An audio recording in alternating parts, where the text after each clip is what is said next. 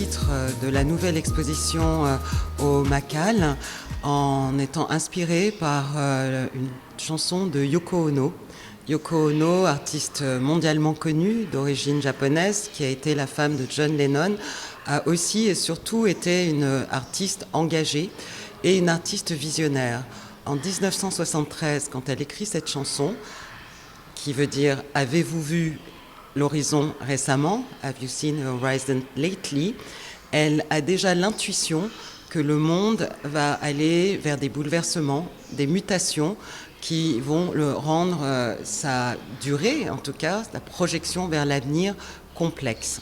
Pour cette exposition, j'ai choisi 12 artistes internationaux qui viennent de tous les horizons, qui ont toutes les trajectoires, elles sont toutes différentes.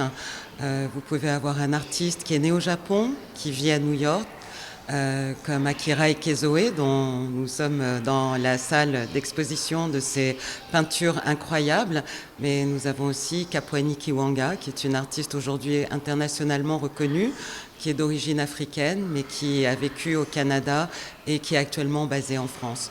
Donc ces artistes qui m'intéressaient, c'est leur point de vue, la façon qu'ils ont, leur capacité à regarder le monde qui nous entoure et avoir cette forme de virtuosité, de naviguer entre leurs idées, leur regard sur le monde et la façon dont ils incorporent ces idées ou ces questionnements dans des formes artistiques extrêmement sensibles, mais aussi extrêmement étonnantes et innovantes. J'ai aussi souhaité, en accord avec l'institution, de réfléchir autrement le processus d'exposition. Comme vous le voyez, tout d'abord, nous avons invité 12 artistes internationaux. Ce musée s'appelle Musée d'art contemporain africain, mais il est jeune et c'était important aussi qu'il montre son ouverture au monde. Donc c'est pour ça que nous avons ces artistes venant d'horizons différents. Mais aussi, si on commence à s'intéresser à la question de l'environnement, c'était aussi très important qu'on se pose la question depuis où on produit, depuis où on montre. Et c'était important qu'ils viennent, plusieurs d'entre eux, créer lors de résidences de production afin qu'ils puissent se saisir aussi du territoire, donc de la ville de Marrakech et de ses environs, mais aussi entrer en relation avec une culture que la plupart ne connaissaient pas. Et pour l'équipe du musée, comme pour les communautés différentes, qui vont venir découvrir cette exposition, c'est aussi une façon d'aller à la rencontre et d'ouvrir nos connaissances et notre imaginaire à d'autres formes de culture. Je suis très heureuse de vous présenter cette pièce qui est au Macal lors de la 1,54. C'est une pièce que j'ai construite en fait comme l'architecture d'un rêve en utilisant mon alphabet de signes habituels, très simple, un cœur, un nuage, une crinoline, mais j'ai voulu dire les choses différemment. Ici, c'est une installation avec un lit lumineux. Pourquoi un lit lumineux? Parce qu'on peut y lire, en fait, comme dans un livre. Il ne faut pas oublier que dans le mot livre, il y a le terme lit. On peut y lire une histoire. Et c'est toute une histoire qui a à voir avec notre culture. D'abord, je lis un texte de Cheikh Nafzaoui, qui vient d'un recueil qui s'appelle Le Jardin des délices parfumées, qui est un texte du XVe siècle. Et j'aime à rappeler donc qu'on a un patrimoine érotique fabuleux. Et dans ce texte, il parle du désir de la femme. Il ne parle pas de la femme comme d'un objet de désir. Il parle de comment il faudrait satisfaire le désir de la femme. Et je trouve ça merveilleux, je trouve ça magnifique. Et il faut se rappeler que nous avons cet héritage-là. Donc le lit parle évidemment du corps. On parle du corps des femmes, même si ici il n'y a aucun corps. Mais c'est le sujet principal. Parce que le corps des femmes est souvent le lieu de tous les conflits. Ça pose toujours problème, la liberté du corps des femmes. Mon vocabulaire de signes avec la crinoline parle aussi de ça, c'est une sorte de cage. Mais les cages finalement, ce sont simplement les stéréotypes que nous avons en nous et que nous projetons sur les autres. C'est une façon de mettre en image comme dans un rêve.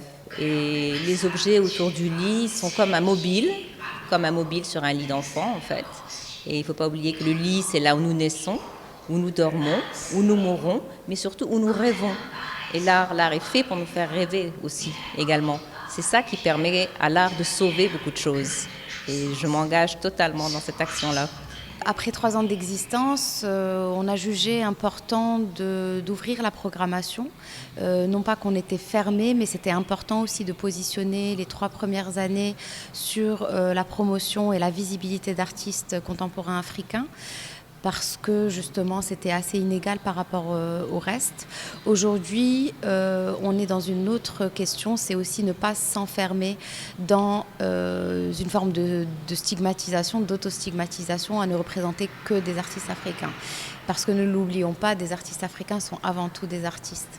Je pense que l'expérience, en tout cas par rapport aux années précédentes, est qu'il y a de plus en plus de production, donc moins d'œuvres qui vont arriver empruntées ou d'œuvres de la collection, ce qu'on faisait beaucoup auparavant. Donc aujourd'hui, ce sont des artistes qui viennent en résidence pour produire sur place. Et là, vous pouvez le voir par exemple avec cette artiste nigériane qui propose vraiment une déambulation dans la ville, donc à travers cette œuvre Walk. Et avec l'ensemble des productions que vous voyez à une exception près.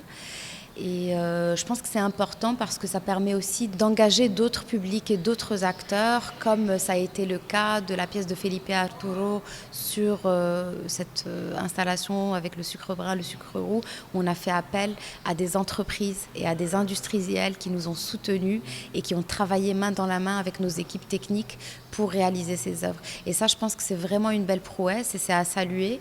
Et l'art contemporain a besoin de tout cet écosystème pour exister. Et ça crée en tout cas une très belle dynamique. Et on peut le voir au niveau des artistes, au niveau des équipes qui créent avec l'existant et qui, au sein de leur travail qui peut être plutôt technique, peuvent trouver un nouveau souffle aussi pour avancer, pour créer tous ensemble.